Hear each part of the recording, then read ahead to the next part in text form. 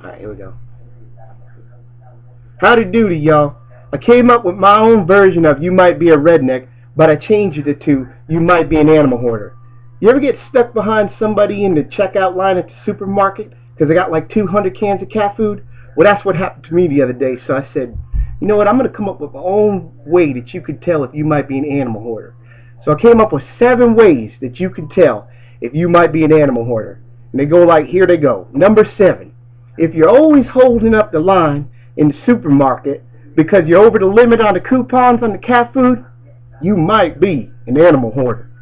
Number 6, if you are fat and you drive around in one of those little electronic buggies in the supermarket and there's more doggy biscuits and cat food in your basket than anything else, you might be an animal hoarder. Number 5, if there's just as much dog hair on your clothes and in your car as there is on your animals, you might be an animal hoarder.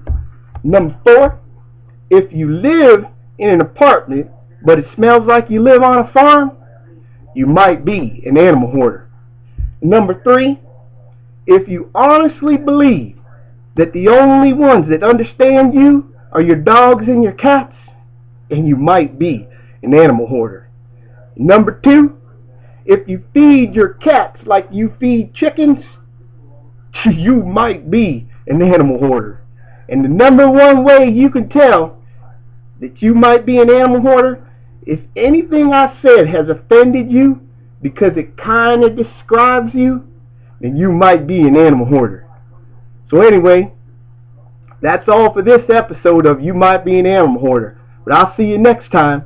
And remember, if it doesn't apply, let it fly.